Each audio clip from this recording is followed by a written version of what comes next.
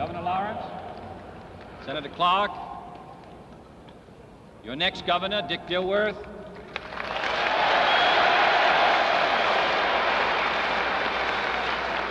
members of the Congress, your candidates for state office, ladies and gentlemen, I will introduce myself.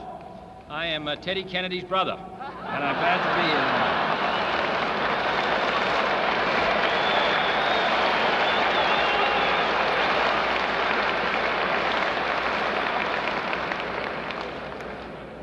This evening marks the beginning of the 1962 campaign for governors, senators, congressmen, state senators and representatives, and other state officials across the United States. And I think it most appropriate that I should start this most important campaign here in this state of Pennsylvania,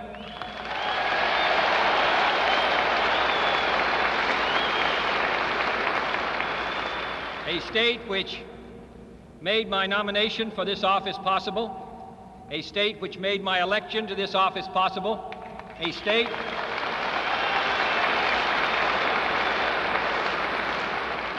which has sent to the United States Senate Senator Clark, who has fought for progress for this state and country and will in the future.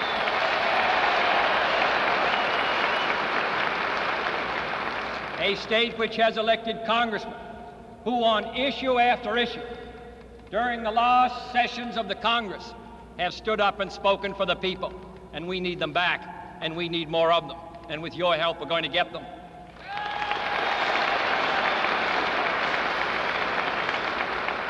The fact of the matter is that there are 47 days from tonight until election eve, and there are a great many things we have to do. But in a very larger sense, a campaign has been going on in this country for 20 months, because 20 months ago today, I assumed the responsibility of President of the United States, and during those 20 months, and in the 20 months to come, we must be committed, as we have been in the past, to getting this country moving.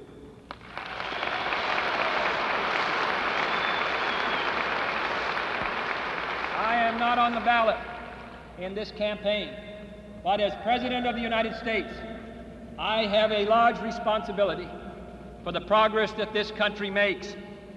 And one fact is clear beyond dispute, and that is that this country requires, if it is to move, a progressive Congress. In short, a Democratic House and a Democratic Senate.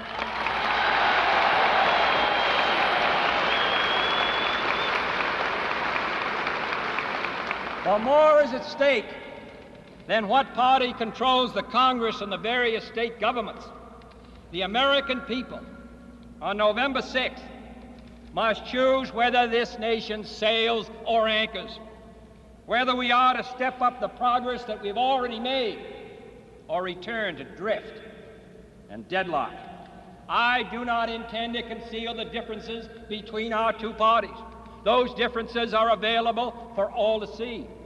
If the Democratic Party is charged with disturbing the status quo, with stirring up the great interests of this country, and with daring to try something new, I plead guilty.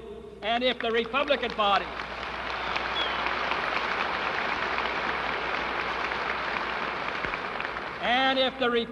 Party is charged with wanting to return to the past, with opposing nearly every constructive measure we have put forward, then they must plead guilty, and the American people will make their judgment.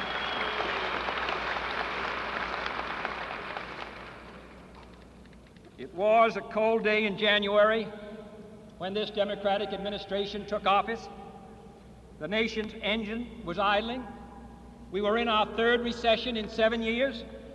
Nearly 5.5 million Americans were out of work, the largest number since World War II. Here in Pennsylvania and in other great industrial states, too many mines and too many steel mills and too many towns had people out of work.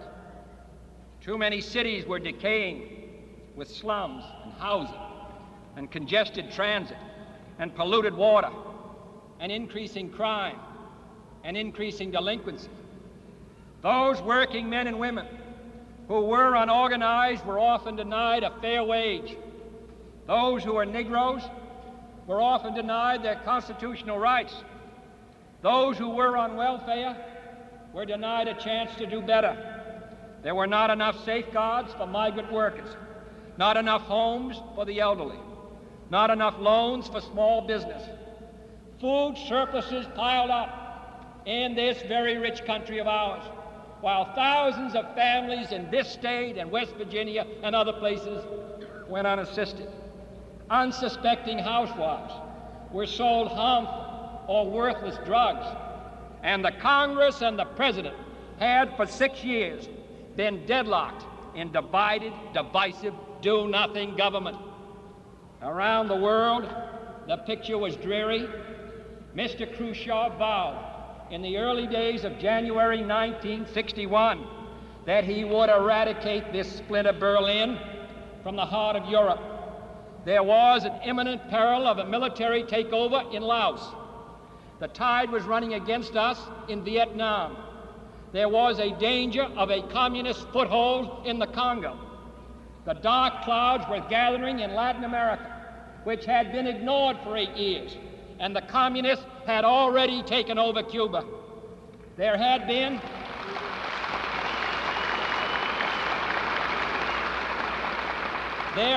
a deterioration in our relations with Western Europe, and the President of the United States had to cancel his trip to Japan. And the steady decline in our balance of payment position meant a massive outpouring of the gold resources of the United States. Other countries were doubting the credibility of a defensive deterrent position when our defense was hamstrung for budgetary reasons. They were not impressed by a space effort which was determined to maintain a second position, which is like having the second best poker hand. They were unsure about what we meant, about the equality of man or the urgency of peace. All of this was 20 months ago tonight. And were I to tell you tonight that all was well, or were I to say that the 87th Congress had done all the things which we feel must be done, I would be setting my sights too low. But the facts of the matter are that progress has been made on every single one of these problems, that the decline in our position has been reversed, and that this country is moving forward again.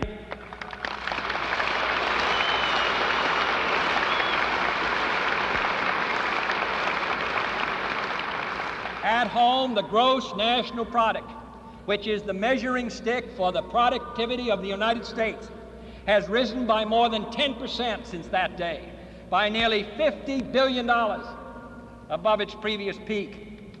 Although unemployment is still high, and is still much too high, it is 40% less in this state than it was 20 months ago, and it should be less, and it will be, if we can carry out the measures that are so essential. The wages and salaries of our working men and women have risen $27 billion, or 10%. Our families have more than $30 billion more than they had a year and a half ago. And the profits enjoyed by our businessmen have risen over $10 billion, or 26%. 700 depressed areas are finally receiving redevelopment aid 5 years later than was necessary, after the bill had been vetoed twice, once by a Congress and once by a President of the United States. We have passed the most comprehensive housing bill in the history of this country. We have stepped up sharply the building of new homes for older people, a supplemental unemployment benefit to nearly 3 million jobless workers, and each month's payment to about 200,000 children of those who are unemployed have helped see these families through the lean months of the recession. A manpower development and training program sponsored by Senator Clark of this state and Congressman Holland of Pennsylvania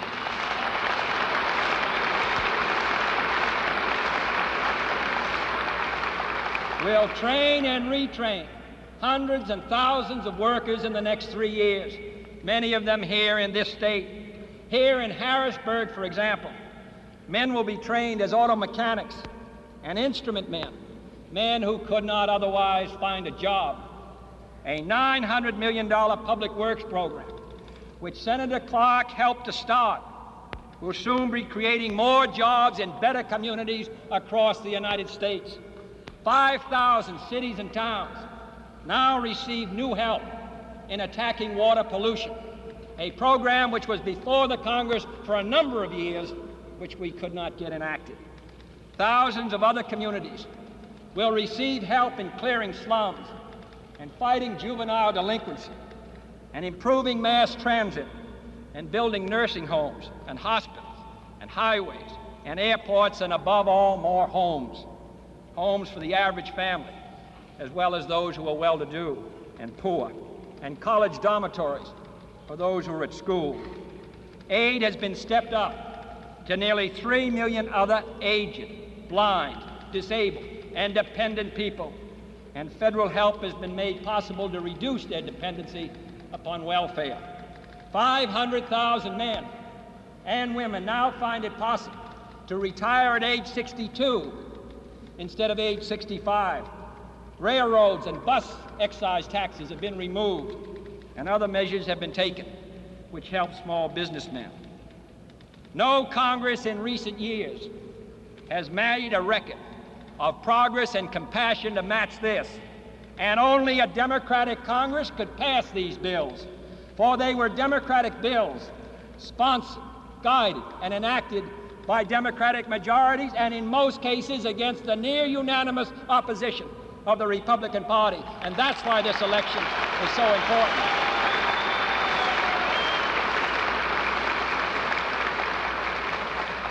And this session of the Congress is not over.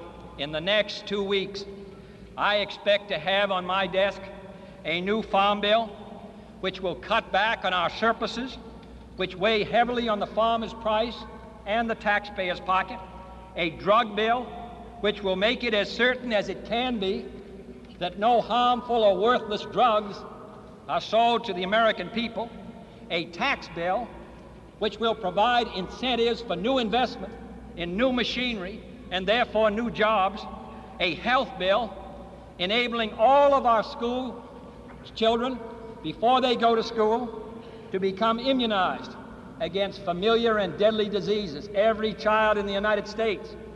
And perhaps most important of all, a trade expansion bill which will give jobs to our industry and our agriculture and permit us to have the closest ties with a great market which is springing up in Western Europe. All this and more will be passed by this Congress. But we did also fail in some measures, and that's why this election is important here in this state, the election of Governor Dilworth, which I'm sure he will be, as well as the members of the Congress.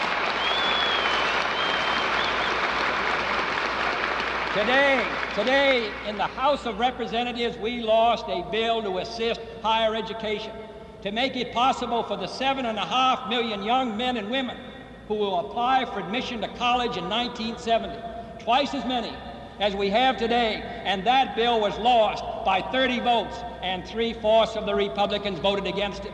We lost a bill in July, medical care for the aged. A change of 2 votes in the United States Senate would have passed that bill. These are the measures which will come back again in the next session of the Congress. And I'm asking the people of Pennsylvania,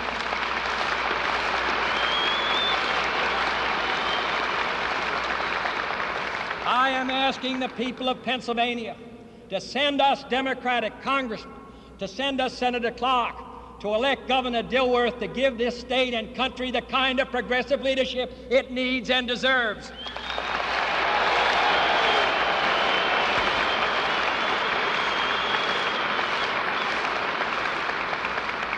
This country is a strong country.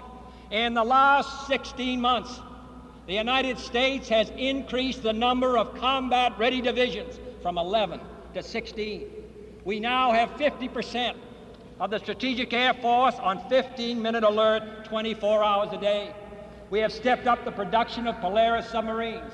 We have made and now making and will make an effort to ensure that before this decade is out, the United States will be #1 in space, and we will not have to look up the Soviet successors around the world. If we do these things, as in earlier days they were done by other presidents and other Congresses, then we'll make it possible for those who are coming after us to enjoy the same security, the same peace, and the same sense of being part of a strong and living and forward-looking America. This is what I ask your help in making possible this year.